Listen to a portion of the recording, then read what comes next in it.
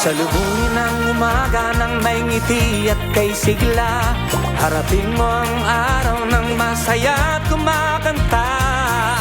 Punuin mo ng kulay ang bawat sandali. Ang araw ay makikiliti. Andito na si Kuya. Good morning, Kuya, yeah. Good morning, Kuya, yeah. Good morning, Kuya. O kay sarap ng umaga. Good na good talaga. Oh, oh, oh, oh, oh, oh, oh, oh.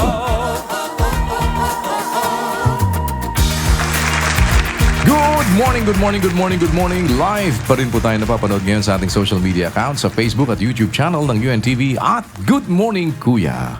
At huwag po nating kalilimutan bago tayo gumawa ng anumang bagay, manalangin at magtagubilin. It's Monday morning, start your day right dito po sa Good Morning Kuya. It's time to rise and shine.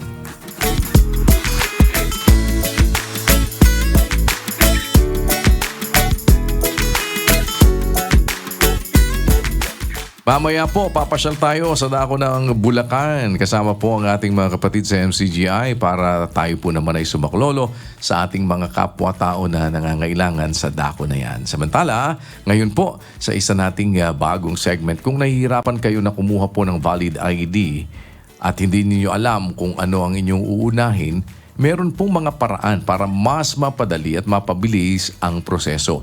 Alamin natin ang pinakamabilis na paraan ng pagkuha ng valid ID dito po sa Easy Lang Yan.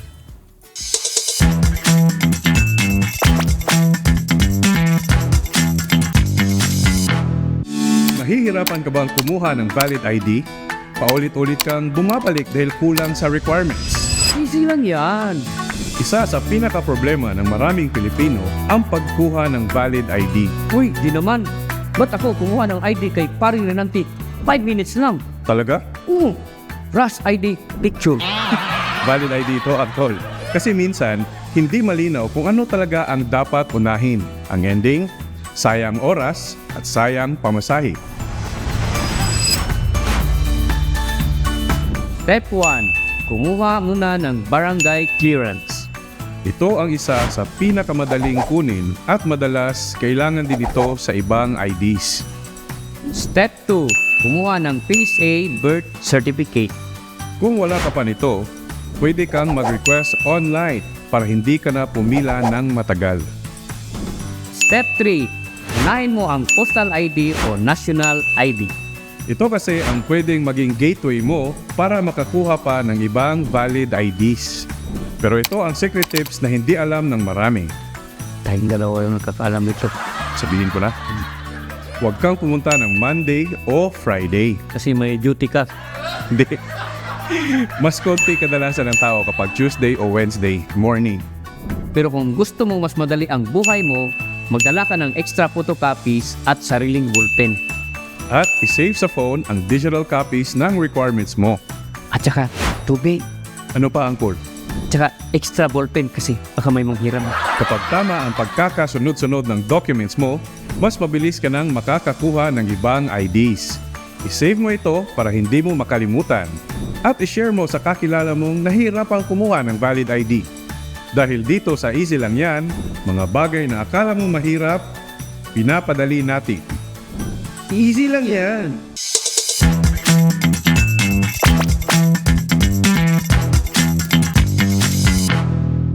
Kapag pollination ang pag-uusapan, madalas po pokyutan lang ang unang naiisip natin. Pero alam niyo po ba na may iba pang mga nilalang na tumutulong sa pagpaparami ng mga halaman?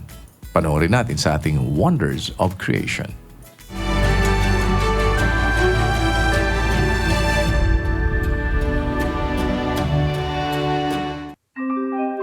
Walang isang eksaktong porsyento na masasabi na ang mga bubuyog lamang ang nagpo-pollinate ng ganitong bahagi ng lahat ng halaman sa mundo. Dahil iba-iba ang uri ng halaman at pollinators sa bawat ekosistema. Gayunpaman, batay sa mga pag-aaral sa ekolohiya, tinatayang humigit kumulang 70% hanggang 90% ng mga halamang may bulaklak o flowering plants ay umaasa sa mga hayop para sa pulinasyon. At malaking bahagi ng mga ito ay pinangungunahan ng mga bubuyog bilang primary pollinators. Sa agrikultura naman, tinatayang nasa 35% ng produksyon ng pagkain sa buong mundo ay nakadepende sa animal pollination. At sa bahaging ito, mga bubuyog ang may pinakamalaking ambag.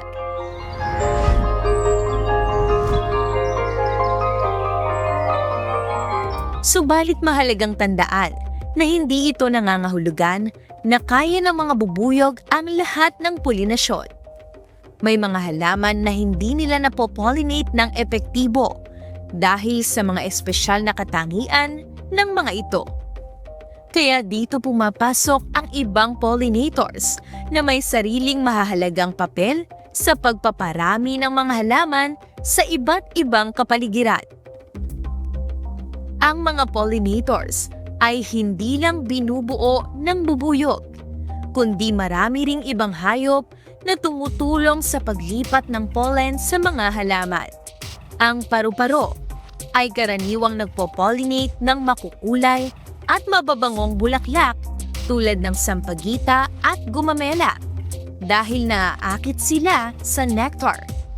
Ang langaw naman ay madalas sa mga bulaklak na may matinding amoy tulad ng Rafflesia na umaakit sa kanila. Ang salaguba ay karaniwang nagpo-pollinate ng malalaki at matibay na bulaklak tulad ng magnolia. Samantala, ang mga ibon ay naaangkop o well-suited sa mga bulaklak na may maliwanag na kulay tulad ng pula o kahel at may maraming nectar.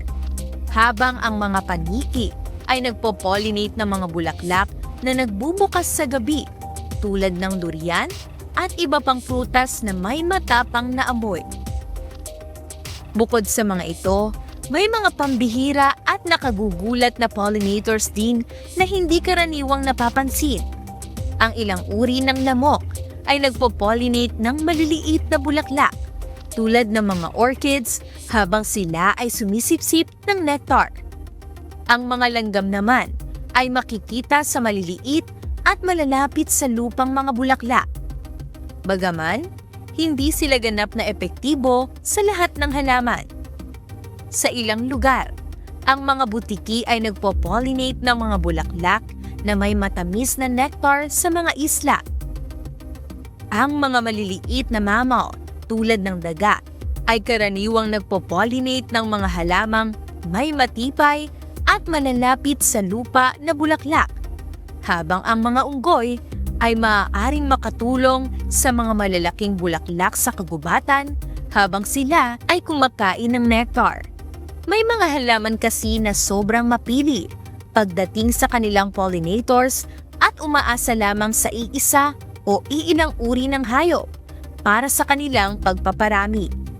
Halimbawa, ang Rafflesia ay umaasa sa mga langaw dahil sa amoy nitong parang nabubulok na karne, habang ang durian naman ay umaasa sa mga paniki na aktibo sa gabi. May mga orchids din na umaasa sa tiyak na uri ng insekto tulad ng lamok o ibang maliliit na insekto para sa polinasyon. Kung mawala ang mga pollinators na ito, maaari ring mawala ang kakayahan ng mga halamang ito na magparami. Sa kabuuan, makikita sa ugnayan ng mga halaman at ng iba't ibang pollinators tulad ng bubuyog, paru-paro at paniki, ang isang napakahusay na balangkas ng kalikasan na tila maingat na idinisenyo. Bawat isa ay may natatanging gampanin, at kung may hindi kayang gampanan ang isa, may iba na handa ring pumuno sa puwang na iyon. Sa ganitong paraan, ang kalikasan ay nagiging self-sustaining, patuloy na umaandar at nagpaparami ng buhay kahit walang tuwirang panghihimasok ng tao, na nagpapakita na walang bahagi ang walang silbi o hindi pinag-isipan sa isang malawak at pinag-uugnay na sistema na tinatawag na One Grand Design ng dakilang manlalalang. Sa mas malalim na pagtingin, ang bawat maliit na detalye mula sa hugis ng bulaklak hanggang sa ugali ng mga pollinators tulad ng langaw at ibon ay nagkakasundo upang matiyak ang pagpapatuloy ng buhay sa mundo. Ang mga ugnayang ito ay hindi lamang simpleng pagkakataon, kundi nagpapahiwatig ng isang malalim at maayos na pagkakalikha kung saan ang bawat bahagi ay may layunin at kahalagahan. Sa huli, ang kalikasan ay nagiging isang buong larawan ng kaayusan at balanse na nagpapakita ng kagandahan ng isang perpektong plano. Isang patunay ng kanyang walang kapantay na karunungan at paglikha sa kanyang wonders of creation.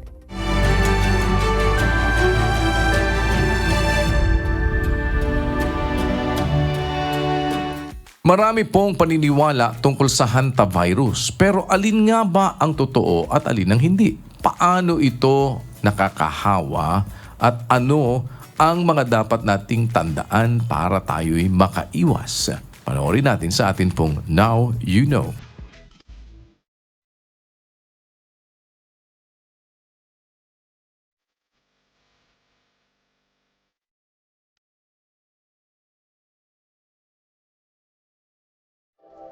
Laman ng balita ang hantavirus cases na iniulat sa isang cruise ship, isang sakit na nakukuha kapag may exposure sa mga daga na may impeksyon. Pero ano nga ba ang mga maling paniniwala tungkol sa hantavirus at alin ang tama? Myth, nakukuha lang ang hantavirus kapag nakagat ng daga.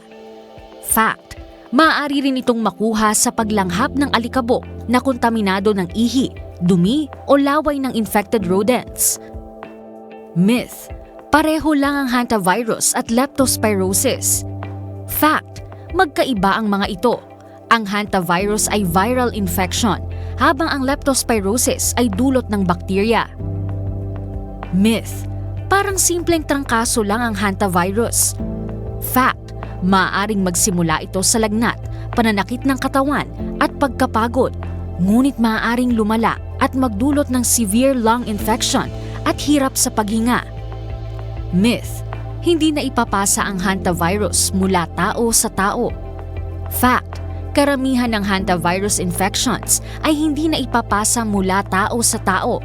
Gayunpaman, may ilang strain tulad ng Andes virus na may naitalang human-to-human transmission. Myth, walang paraan para maiwasan ang hantavirus. Fact, may iiwasan ito sa pamamagitan ng tamang sanitation, pag-iwas sa exposure sa daga, at maingat na paglilinis ng mga lugar na maaaring may kontaminasyon mula sa rodents. Kung may iba pang nais malaman tungkol dito, makatutulong kung magtatanong sa pinakamalapit na health professional sa inyong lugar.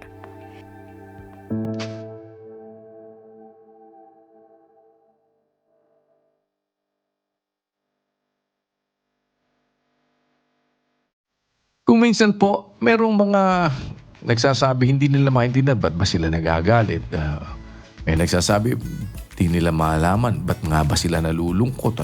O kaya parang meron silang mga preoccupations for whatever reason na hindi nila basta mai-identify.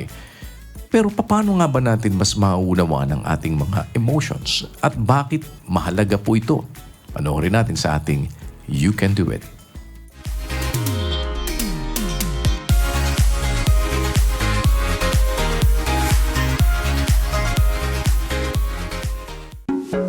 Gaya ng animated movie na Inside Out, maraming emosyon ang tao. Masaya, malungkot, galit, at iba pa. Ang emosyon ay parang feedback system na tumutulong sa iyo na maintindihan kung ano ang mahalaga, nakasasakit o nakapagpapasaya sa iyo. Pero paano mo ba ito dapat intindihin? Paano ka ba dapat mag-react? Ito ang ilang mga tips on how to understand your emotions. Pause before reacting. Kapag emotional ka, iwas muna sa impulsive replies or decisions. Give yourself time to react. Notice your triggers. Ano usually ang nagpapastress, nagpapagalit, or nagpapalungkot sa'yo? Kapag alam mo kung ano ang nagpapatrigger sa'yo, then you're prepared emotionally. Pay attention to your body. Emotions show physically too. Tight chest, headache, mabilis na tibok ng puso, pagkawala ng gana, or pagiging restless. Your body often gives signals before your mind does. Stop invalidating yourself. Hindi kailangang ikumpara ang feelings mo sa iba. Just because someone has it worse doesn't mean your emotions are not valid. Give yourself time. Understanding emotions doesn't happen overnight. The more honest and self-aware you become, the easier it gets. Sometimes, having someone to explain your feelings helps you understand it more clearly. Hindi weakness ang pagiging emotional. Part siya ng pagiging tao. The goal is not to avoid emotions, but to manage them in a healthy way. You can do it.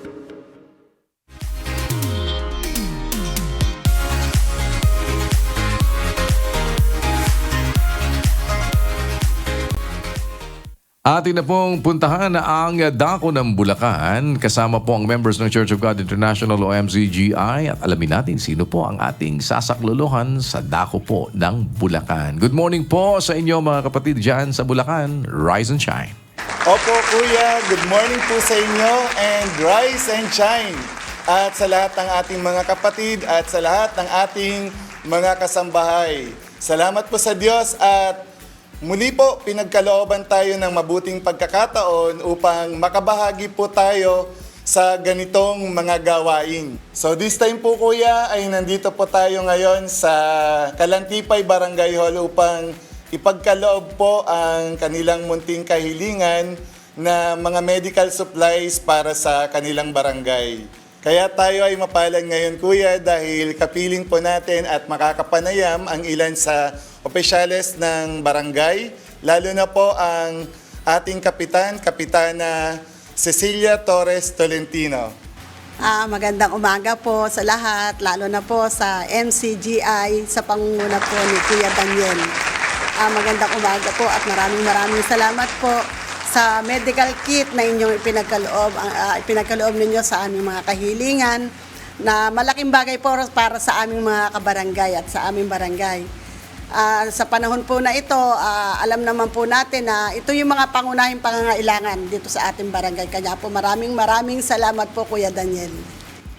Opo, salamat po. At syempre, salamat po sa Panginoon dahil kung hindi dahil po sa kaloob ng Diyos ay hindi po natin magagawa ang mga bagay po na ito. Ngayon pong naigrant na po sa inyong barangay ang ating pong mga medical supplies. Sana'y makatulong po ito kahit papaano po sa inyo pong mga nasasakupan po dito sa barangay.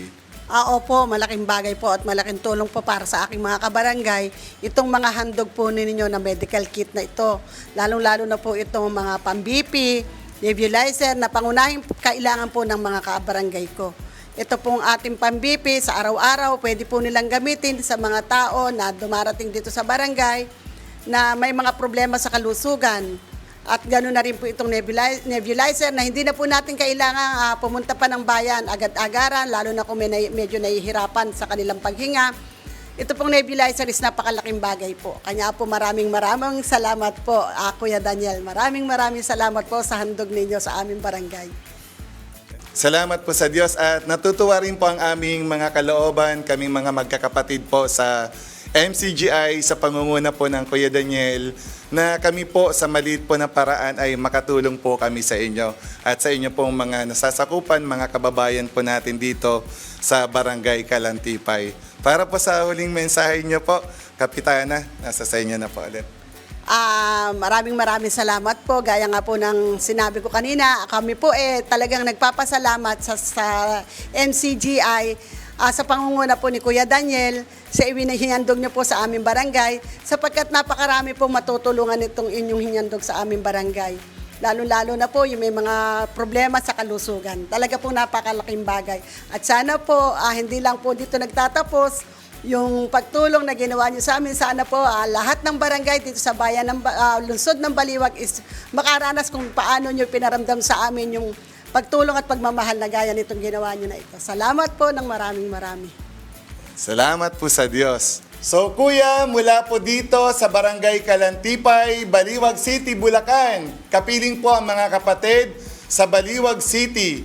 Sama-sama po kaming bumabati ng MCGI Cares, MCGI Shine. To God be the glory.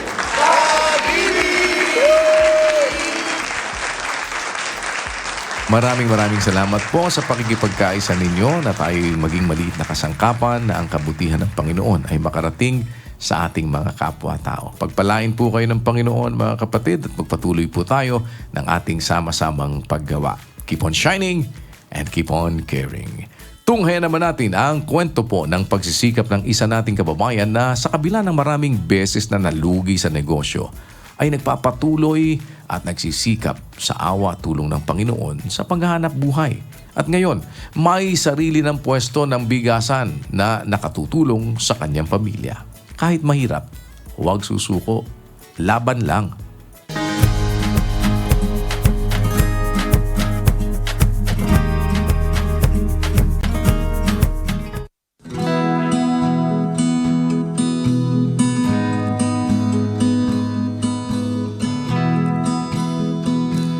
Ako si Armand Domingo, 56 years old, taga Imus City, Cavite. Una kong business ay cellphone repair. Sa Lotus, 15 years ako doon. Tapos, 2015, umalis ako doon sa cellphone repair. Nag-start ako nito 2016. Sinabayan ko kasi ito ng lugaw eh. Bigasan, lugawan. Ngayon, di nag-click yung lugaw, chinelas na pinalit ko. Kaya, ito na yung napansin ko ito yung fast moving, kaya ito na yung tuloy-tuloy. Nung una talagang hirap ako kasi hindi ko pa alam yung kalakaran eh. Ang ginagawa ko, mag-aarakila ako ng sidecar o kaya tricycle. Bibili ako ng mga 10 piraso, ganyan. Tapos nung napansin nung kinukuhanan ko na madalas akong kumuha, nag-offer siya sa akin. Sabi niya, kung gusto mo, para hindi ka palaging pumupunta rito, pautahan kita ng 30K. Para deliveran na lang kita doon, para hindi ka naman hakot ng hakot dito. Tapos sinabi rin sa akin nung sekretary niya, okay na si boss sa'yo kuya kahit anong halaga yung kukunin mo. Okay lang, kung gusto mo isang bulto, sabi niya sa akin, basta bayaran mo kung hindi 2 weeks. Hanggang sa awa ng Diyos, na-maintain ko naman yun. Nung pandemya, pero medyo kinabahan ako nung kasi iniisip ko, hihina dahil walang lalabas na tao. Pero nung sinabi nilang bukas naman ang bigasan, tutuloy-tuloy pa rin kami. Tapos nagulat ako, bis na humina, lumakas naman. Doon nakilala to. Doon nag-umpisa kasi dati naman nung hindi pa pandemya, kunti lang display ko mga 15 lang, 10 ganyan. Ngayon umabot na ng mga 50 na klase yung dinidisplay ko ngayon. Kasi lumakas siya nung pandemya. Dati yung mga customer ko lang, yung mga dito-dito lang. Nung nagpandemya hanggang doon sa Rigata, sa malalayong subdivision, na-discover na nila to. Ngayon, hanggang ngayon, dito pa rin sila bumibili kahit malayo, awa ng Diyos. Sa umaga, pagkagising ko ng mga bago mag-alas 6, gising na ako. Tapos di na ako kumakain, diretso na rito. Pagkatapos dito, pagkabukas ko, mga alas 9 lang ako kakain. Tapos pagdating ng tanghali, darating naman yung anak ko, sila naman ang magbabantay sa hapon. Tapos, kinabukasan na ulit ako babalik. May mga experience ako na, minsan may nagsasabi sa akin na, 500 yung binigay kong pera sa'yo, kuya. Bakit sinasabi mo 20? Kasi binalik ko kasi. Sabi ko, boss, kulang yung pera mo eh. Ha? 500 yung inabot ko sa'yo eh, sabi sa akin. Sabi ko, para tignan natin CCTV. Yun, tinignan namin, tapos sinom namin yung pagkaabot niya. Tapos baka naiwan ko sa bahay, kuya, pasensya ka na. Yun, kaya sa bumalik. Nung wala akong CCTV, minsan, nagbibigyan ko na lang kasi yun naman mga nauna nung kasi maliliit lang na halaga. Kaya napilitan ako, sabi sa akin din naman ng isang customer ko, "Kaya magpakabit ka kasi." Ang pinagpapasalamat ko sa Diyos, lumakas yung aking business. Nakaipon din ako kahit paano. Ang anak ko 5, 2 yung awa ng Diyos, nakagraduate na. Tapos tong taon na to, graduate na rin yung isa. Kaya okay na ngayon, kahit paano. Natutustusan ko yung mga anak ko, pati yung mga kailangan nila. Tapos, pabili na rin ako ng bahay. Awa ng Diyos. Mas maganda kaysa sa cellphone repair dati. Kasi pangunahing kailangan ng tao na sa araw-araw itong bigas. Ipagtiwala sa Diyos ang lahat nating ginagawa, lakipan ng sipag at tiyaga, laban lang.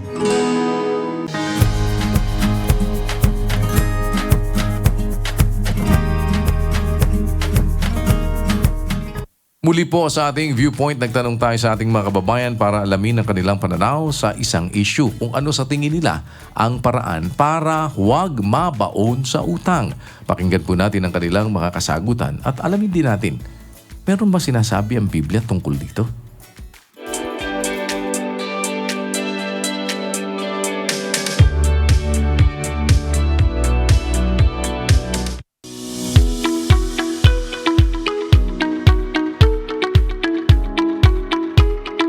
Mga paraan para hindi mabaon sa utang, iwasan ng luho. Yung gastos mo dapat sa needs mo muna, and kung may sobra man, pwede ka mag-purchase siguro ng mga wants mo. However, hindi dapat siya lalagpas into a certain amount na mababaon ka sa utang, or kailangan mo nang umutang para lang makapag-purchase ng mga wants. Kung ikaw ay may wants, something na gusto bilhin, I think need mo talagang pag-ipunan. Ganun. So, kailangan mong mag-build ng income mo. Isa po sa paraan na hindi po tayo mabaon sa utang ay marunong po tayong makontento sa kung anong meron tayo, kung anong mga biyaya na binibigay sa atin ng Panginoong Jesucristo. Huwag po tayong tumingin sa iba na may inggit, matututo po tayong makontento. Isa na rin po ay yung pag-iipon ng pera. Dapat iniisip niyo po ang kung saan po gagastusin ang pera ng maayos, prioritization ng budget. At ang pinaka-importante po ay ang pagdarasal sa Diyos, kasi kung ang ibon nga po ay pinapakain niya, tayo pa po kaya. So at atin lang po ilagak ang ating mga problema at kabalisahan sa Diyos, at siya na po ang bahala sa atin. First of all, financial management. We need to avail those kinds of things na necessities. So kapag hindi naman natin kailangan, most likely set aside natin sila. Unahin natin yung mga pangangailangan natin pang araw-araw, health, and then mga possible makatulong for us to grow. Those are investments then. We need to invest for those kinds of businesses, and then for health insurances, mga ganun. Para wag mabaon sa utang, wag mangutang. Isa na yon. Dahil kung sakali man na hindi rin maiwas, kailangan natin mangutang. Para sa ganun hindi mabaon sa utang ay siguro magsumikap na lang tayo maigi, para sa ganun ay hindi tayo aasa sa utang. Kasi once kasi na tatamad-tamad tayo, kumita lang ng konti, tama na. Kailangan na pagsusumikap pa rin talaga ang kailangan din para di mabaon sa utang. Kailangan nating budgetin yung pera natin, yung mga sahod natin, para yung mga pangangailangan natin maging sakto lang sa pang-araw-araw nating pangangailangan. Para yung tao, ako bilang tao, di ba, hindi tayo mabaon sa utang. Isipin lang natin yung kinabukasan natin, kasi pag baon tayo sa utang, wala tayong atensohan sa buhay. Yun lamang po. Pagka nakuha mo yung sahod mo, huwag mong igastos lahat. Pag nakuha mo na kasi, i-chop mo pa siya hahati-hatiin mo pa siya ng pang-savings. Depende po yun sa gusto ng tao. 30% ng kita niya pumapupunta sa savings. Tapos may iba, may pang-emergency fund. May iba pambili ng kanilang needs or pambayad ng bill.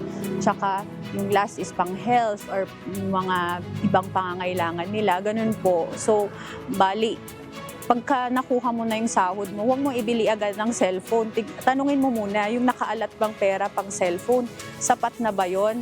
Kasi kung hindi sapat dahil may tinitignan ka pang mga gagastusin at may iniintindi ka pang savings, ay antayin mo muna yung sunod na or kasunod na sahod o sahuran hanggang sa ma-complete na po yung amount para makuha yung gusto mo. So in a way, may kailangan talaga ng matinding disiplina at pagpipigil talaga para hindi alanganin pagka dumating yung time na bigla kang nagkasakit o kaya biglang may pangangailangan tapos wala ka nang mapanghuhugutan. Ganun po. Maraming tao ang nababaon sa utang, hindi dahil sa kakulangan ng kita lamang, kundi dahil din sa patuloy na pagtaas ng gastusin, impulsive spending, at kakulangan sa financial planning.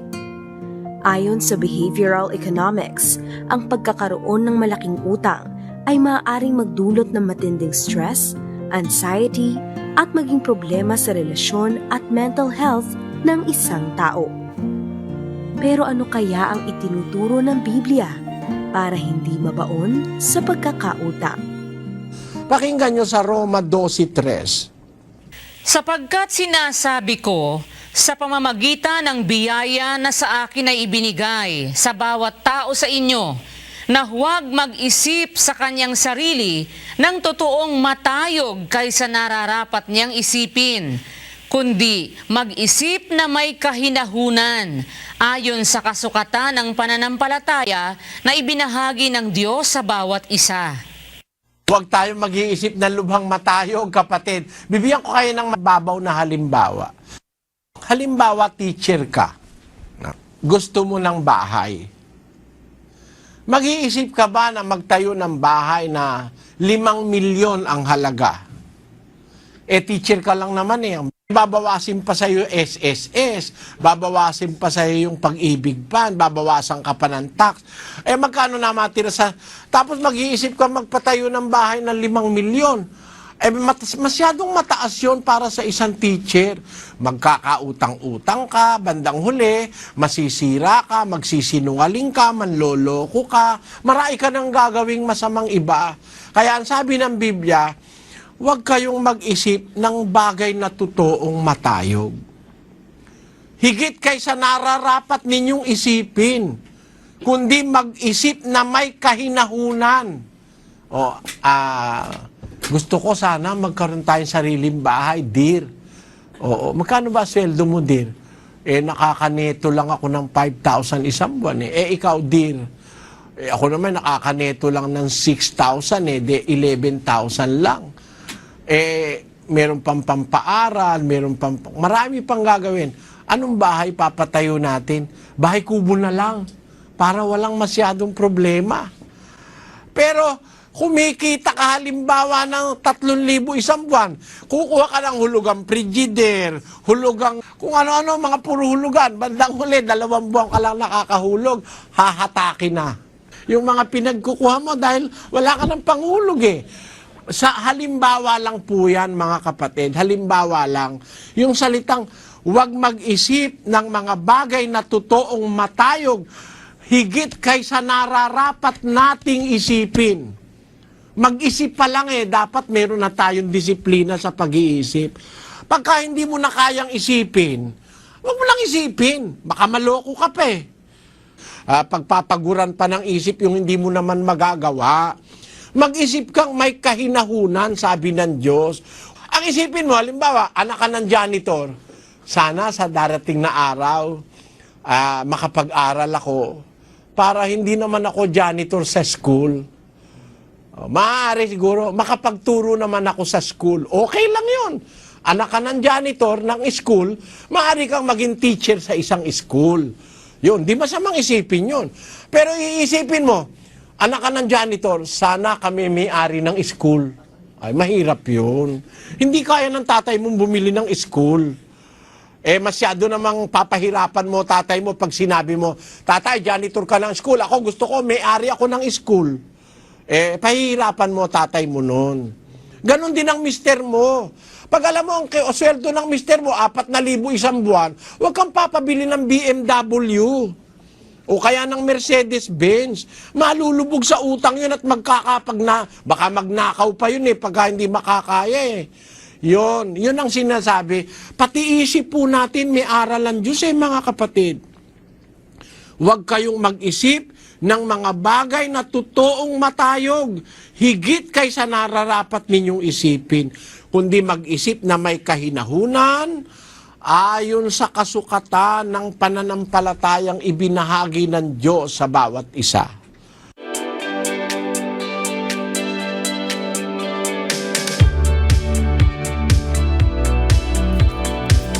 Tuloy-tuloy po ang ating mga medical missions. This time, nandyan po tayo ngayon sa Barangay Kaparangan, Orani, Bataan. Makibalita po tayo sa ating mga kapatid na naroon ngayon. Kumusta po kayo dyan sa Orani? Rise and shine. Yes, good morning Kuya, and rise and shine sa ating mga kasambahay na nakasubaybay sa atin ngayong umaga. Live po tayo ngayon mula rito sa Barangay Kaparangan sa bayan po ng Orani, Bataan para naman po pagserbisyuhan po ng iba't ibang mga medical services yung ating mga kababayan dito.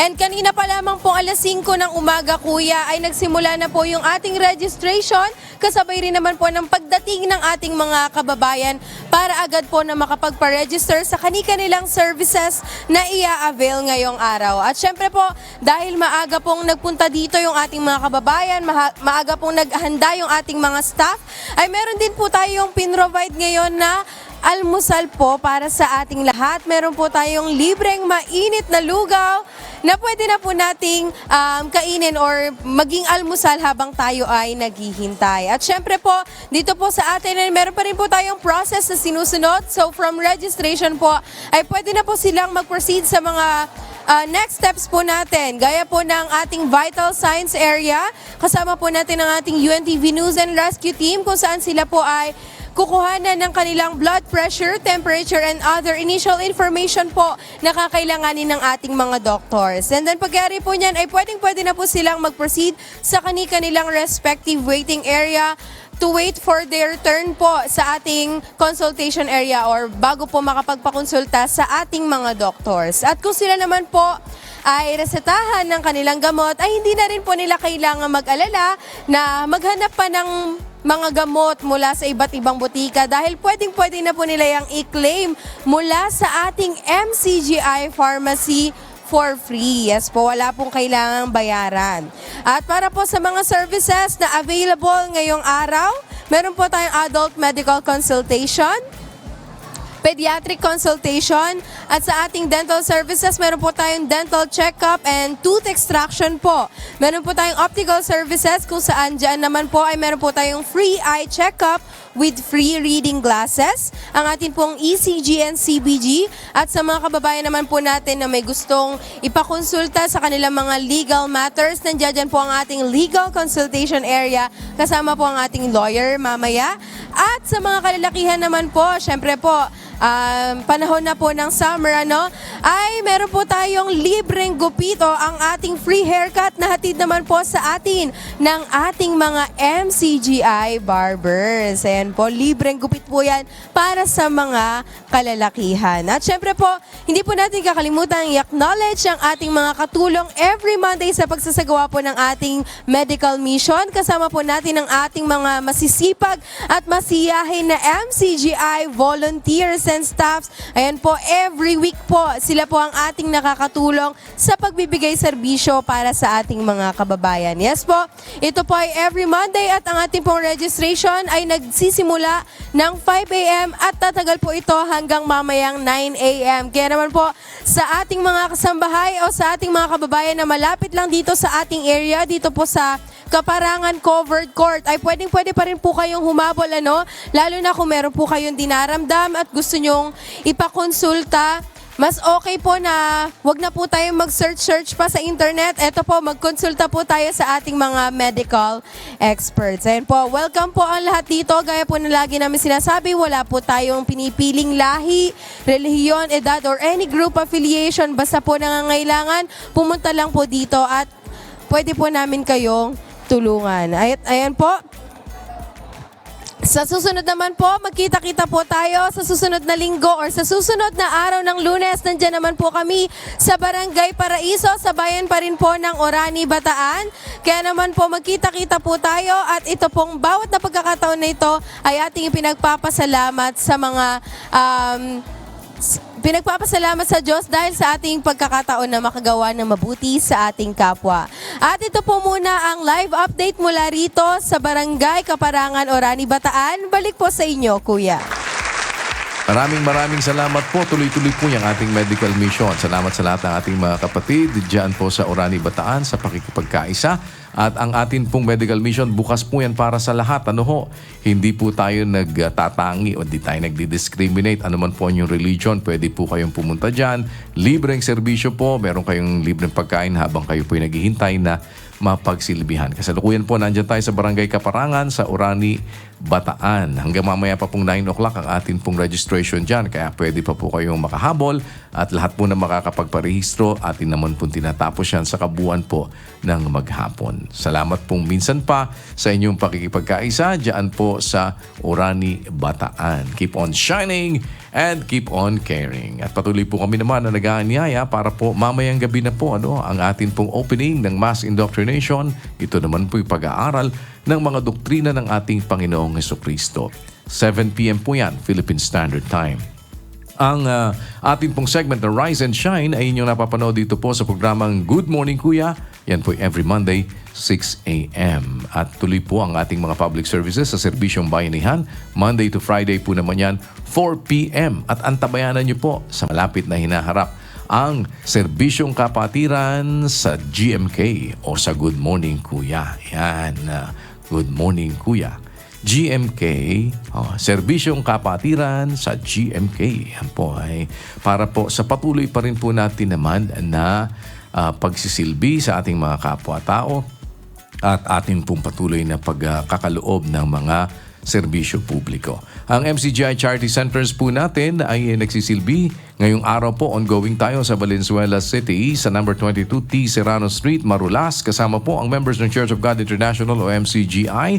At ang ating MCGI Charity Center po sa Parañaque City, bukas naman po yan sa 4th floor, 88 Square Mall, Barangay San Dionisio. Magsisilbi sa ating mga kapwa-tao sa every Wednesday naman po. Quezon City MCGI Charity Center naman po ang naglilingkod sa inyo sa number 35 Reliance Barangay Nagkaisang Nayon. At every Thursday sa Tagum City, Davao del Norte sa Acaso Compound Barangay Apocon. Every Friday po, Marikina City at Tuba Benguet. Diyan po sa Marikina sa number 141 E. Rodriguez Avenue at sa Tuba Benguet sa 3rd floor Emerald Sky View Center, Barangay Poblacion, Aspiras. Samantalang Monday to Friday, maaari po kayong makapag-avail ng mga libreng serbisyo sa MCGI Diagnostic Center. Diyan po sa MacArthur Highway, Barangay Sampaloc, Apalit, Pampanga. At every Monday din po, meron tayong ginagawang medical mission. Next Monday, meron po tayo din dyan sa Barangay Bagong Paraiso sa Orani, Bataan.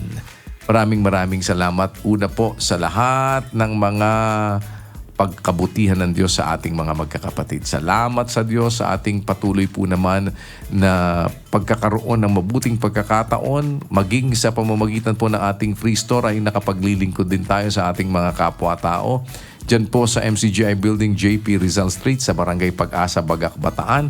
Pwede po kayo makapag-claim dyan sa ating free store kung meron po kayong mga nakuha na ng mga stub. Pwede po kayo dyan every Tuesday and Thursday, 9 to 12 p.m. po ay nakapaglilingkod po tayo sa ating mga kapwa-tao. At ang lahat po ng ito ay sa karangalan ng Diyos. Mananatiling sa Diyos ang pinakamataas na pagpupuri at ang lahat ng karangalan magpakailanman. Kasama po ang members ng Church of God International. Tayo po'y minsan pang nagpapasalamat una sa Panginoon at sa inyong lahat sa patuloy po naman ninyong pagsubaybay sa ating mga palatuntunan dito sa UNTV. Iiwan namin sa inyo ang isang awiting nagpapahayag ng pasasalamat sa Diyos sa lahat ng kanyang kabutihan sa ating mga buhay. Sa kanilang rendition ng awiting, awit natin, narito po ang Kabobos Couple para sa ating On a Good Note. Stay tuned! Meron po tayong iba't ibang mga segment sa Good Morning Kuya in a little while. Huwag po kayong aalis. Maraming salamat po. To God be the glory. Good morning.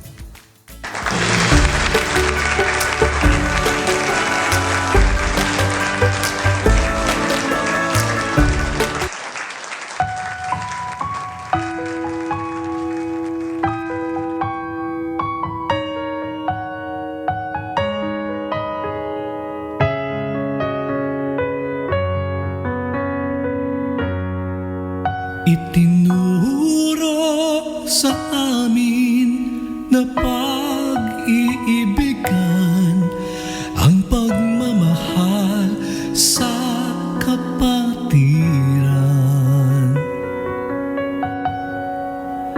Aming masusunod iyong kautusan kung kami sa tuwina ay magtutulungan. Ama ay tanggapin aming nakayanan, sa katwiran mo'y maging kasangkapan.